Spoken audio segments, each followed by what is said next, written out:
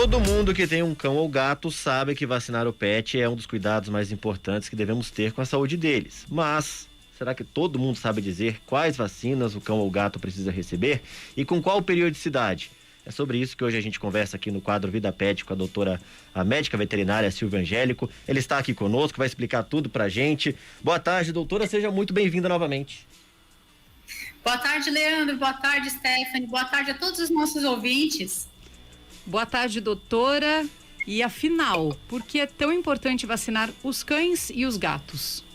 Muito bom, Stephanie. Bom, a vacinação dos pets, como a nossa, previne doenças, e algumas dessas doenças, elas são muito, muito sérias, podendo levar o animal à morte, como é o caso de uma doença dos cães chamada sinomose, que acomete o sistema neurológico, e a parvovirose também nos cães, que acomete o sistema gastrointestinal. E quando essas doenças não matam o animal, elas podem gerar sequelas muito graves, sequelas gastrointestinais, sequelas neurológicas.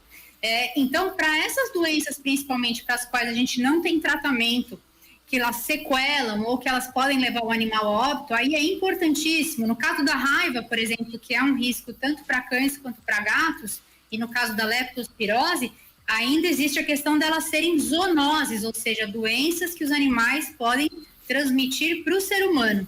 A boa notícia, né, no meio dessa história toda de morte, sequela, etc., é que as vacinas dos pets hoje em dia, elas estão muito modernas, elas estão muito eficazes. É muito difícil um cão, um gato que seja adequadamente vacinado, que adquira imunidade pela vacinação bem feita, venha a desenvolver essas doenças. E aí, doutora, vem aquela pergunta, né? Pra gente começar mesmo dessas informações básicas, né? Quais vacinas que existem hoje no mercado? Vamos lá. Então, para cães, a gente tem a vacina contra a raiva, a gente tem a vacina contra a tosse dos canis, que é, na verdade, o complexo respiratório infeccioso canino. A gente tem a vacina contra a leishmaniose visceral canina, que é uma doença endêmica, principalmente ao estado de Minas Gerais, também Mato Grosso, algumas cidades como Araçatuba, no interior de São Paulo. E temos vacinas que são combos, que são múltiplas, que é a famosa V8, V10, que muitas vezes o veterinário fala, olha, precisa trazer para aplicar, já faz um tempo, etc. Em relação aos gatos, a gente tem a vacina contra a raiva também, tem as múltiplas também, então eles têm a tríplice, a quádrupla e a quíntupla. Né? Nessas vacinas dos gatos, a gente tem proteção contra doenças virais que acometem o sistema respiratório, também a parte dos olhos dos gatos. Existe uma doença chamada panleucopenia, que acomete o sistema entérico, ou seja, gastrointestinal. Para isso também existe uma proteção via vacina. Para os gatos, a gente não tem vacina contra leishmaniose e nem leptospirose. E uma última vacina que eu já ia me esquecendo. Para cães, nós temos também uma vacina contra a giardia, a giardíase, né, que é um protozoário que causa diarreia. Embora haja evidências científicas de que essa vacina não é das mais eficazes. E doutora, com que idade a gente pode começar a vacinar os pets, né? Nos seres humanos a gente tem, quando o bebê nasce, a gente tem certinho lá, com 3 meses é tal, com 4 meses é tal, com os pets é assim também? Com os pets é assim, Stephanie, a partir de 6 a 8 semanas a gente já pode vacinar. A gente vai começar com as vacinas mais importantes. Então, uma vacina múltipla para um cão, que pode ser uma V2, V6, V8. Aí o veterinário vai decidir qual seria a mais indicada. Para os gatinhos, a gente pode fazer uma tríplice e também 6 a 8 semanas. O que vai determinar é qual é o estado de saúde desse animal. Não devemos vacinar o animalzinho que está desnutrido, parasitado, ou seja, cheio de pulga, ou carrapato, verme, porque aí ele não tem condição de formar anticorpos com aquela vacina que ele está recebendo e a vacina pode causar mais efeitos adversos nele também. E aí a gente vai repetindo essa vacinação, né? Quem já teve filhote sabe, até próximo dos 3 meses e meio, 4 meses de idade do filhote. Por que a gente faz assim, né, gente? Por que vai repetindo a vacinação até os 3 meses e meio, 4 meses? Porque quando o filhotinho mama, ele adquire os anticorpos do leite materno. A mãe transmite esses anticorpos para o filhote. Só que esses anticorpos não duram muito tempo. Eles vão se esvaindo, eles vão desaparecendo da circulação do animal. Nós não sabemos ao certo quando eles desaparecerão, mas sabemos que até os 4 meses é muito provável que já tenham sumido do organismo. Enquanto o animal tem esses anticorpos, pasmem vocês, as vacinas não fazem efeito. Então, a gente vai vacinando mesmo assim, porque a qualquer momento o filhote pode ficar sem essa proteção, e aí sim a vacina é efetiva. Uhum. E aí, doutora, como se determina, né, quais vacinas são importantes, quando aplicar e quando reforçar? O que determina isso, né?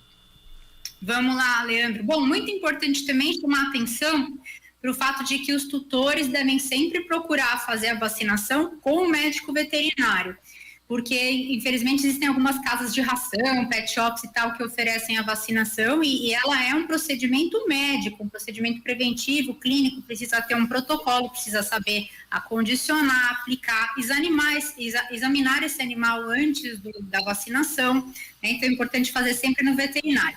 O veterinário é que vai decidir, na verdade, um protocolo para aquele paciente. Quando eu recebo um paciente para fazer o protocolo, Leandro, eu levo em conta a idade desse animal, onde ele vive, ele fica em casa, ele sai na rua, ele frequenta lugares onde tem animais silvestres, ele frequenta creche, hotel, lugares que tem muitos cães, ele é um gato de vida livre que sai de casa, volta, né? Como é que é a exposição que esse animal tem a micro-organismos que podem transmitir doenças? Em que região do país ele está? Existem algumas regiões, como o caso de Minas Gerais, Mato Grosso, que eu comentei anteriormente, que são endêmicas para a doença leishmaniose. Aí, no caso, essa vacina pode ser indicada. Agora, se o animal está numa região mais urbana, que não tem essa doença ali tão presente, pode não ser indicado vacinar. Esse animal lidou bem com as vacinas que tomou no passado, não lidou? Está bem alimentado, está desparasitado, então tudo isso é levado em conta para fazer o protocolo. Até porque existem vacinas que devem ser feitas todos os anos. Por exemplo, a de raiva. Existe uma obrigatoriedade municipal na maioria dos municípios brasileiros, exigindo que essa vacina seja dada todos os anos. Mesmo a gente sabendo que as vacinas internacionais contra a raiva têm uma proteção de 3 anos. Agora, existem outras, como as múltiplas, né, V8, V10 dos cães, que elas podem ter uma duração superior a 3 anos. Então, hoje em dia, algumas entidades mundiais de vacinologia, que já estão publicando diretrizes até para a América Latina, com seus desafios, etc., estão propondo que os nossos cães e gatos, quando são domiciliados, ou seja, quando ficam só em casa, não precisam tomar o reforço da vacina múltipla mais frequentemente do que a cada 3 anos. E doutora, gostaria de deixar algum recado final? Tem alguma dica lá no Cachorro Verde? Vamos lá, Stephanie. Bom, eu adoro esse assunto da vacina, de vacinação, eu estou sempre ligada nesse assunto, foi a minha monografia da graduação, inclusive na faculdade foi sobre vacinação, e essa entidade que eu comentei anteriormente, que se chama Associação Mundial de Veterinários de Pequenos Animais, eles lançaram um material em português, muito bem explicadinho, com uma parte voltada a tutores, outra parte voltada a veterinários, explicando todas as novidades que estão surgindo nesse assunto de vacinologia para cães e gatos. E eu quero disponibilizar esse PDF, que é um material que eles mesmos disponibilizam gratuitamente, lá na minha página do Instagram do Cachorro Verde. @Cachorro Verde. Entrem lá para vocês conhecerem essas novas diretrizes vacinais. Vou deixar o artigo lá para vocês. Tá certo, então, doutora, muito obrigado mais uma vez, mais uma semana aqui com a gente, trazendo um tema relevante, dando as dicas e também trazendo as respostas. Muito obrigado, boa tarde para a senhora, até semana que vem. Até semana que vem, pessoal, é sempre um prazer e muita saúde para os pets de vocês. Até semana que vem, doutora.